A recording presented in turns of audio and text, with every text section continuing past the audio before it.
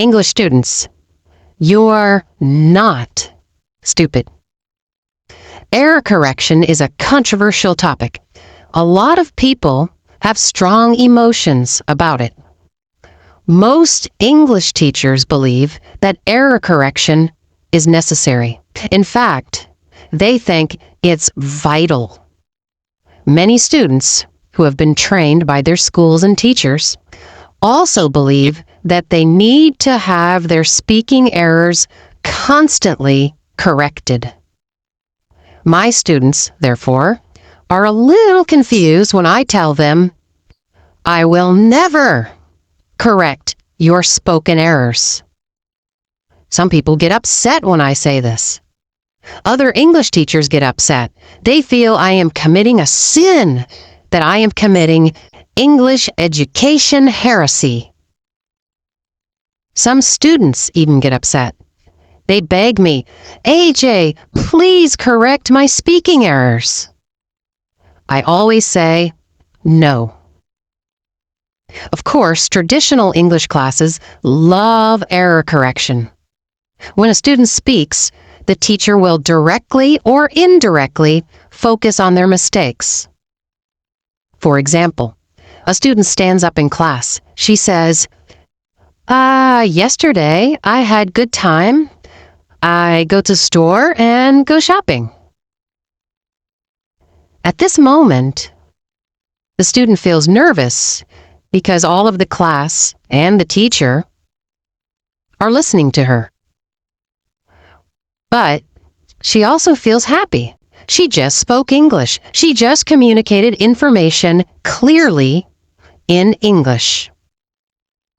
But her happiness is soon destroyed by the teacher.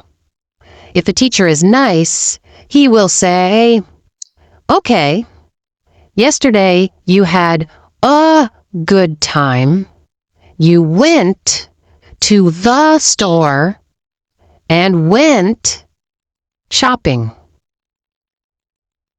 If the teacher isn't nice, he will say, no, you need to say a good time, and you didn't use the past tense.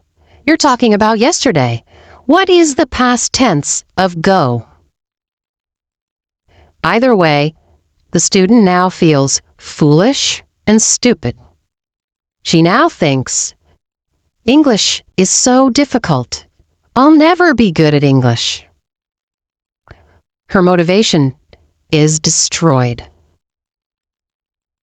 But it's even worse, because error correction is totally ineffective. There have been many studies of spoken error correction. For example, they divide students into two groups. Group 1 has their mistakes corrected constantly for 3 months, or 6 months, or 1 year. Group 2 never has their speaking errors corrected. At the end of several months or years, they test each group. Surprisingly, there is still absolutely no difference in their speaking accuracy or errors. Each group still makes the same number and type of mistakes. Correcting speaking errors is a waste of time, and it hurts the student. Error correction kills speaking speed and fluency. Every time a spoken error is corrected, the student stops, thinks, and analyzes English grammar. Over time, their speech gets slower and slower. They think slowly and carefully about everything they say. They are paralyzed by the worry of making mistakes. If you have a tutor, never ask them to correct your spoken mistakes. Instead, focus on listening to correct English. The more you listen to correct English from native speakers, the more you automatically correct your own mistakes.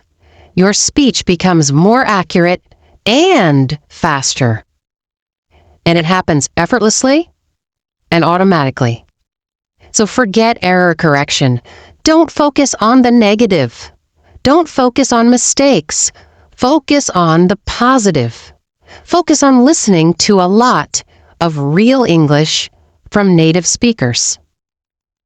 And when you speak, just relax and speak. Focus on communicating ideas, not on perfect grammar.